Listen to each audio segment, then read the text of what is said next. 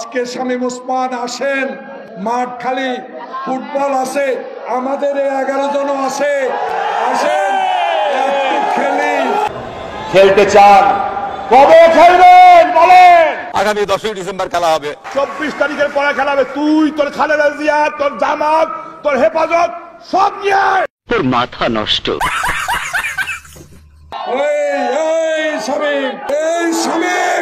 শামীম ওসমান তুই কোথায়? আয় একটু খেলি।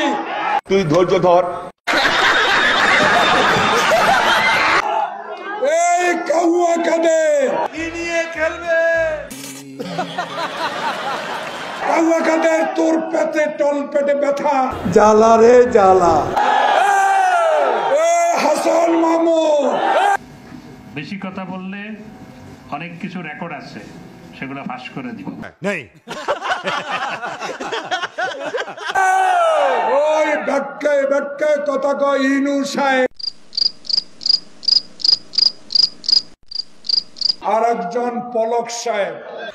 भाई बोबा है ऐसी बोबा। तेरा बाप यहाँ छोड़कर गया था कि तेरी माँ? মনে বড় জ্বালা।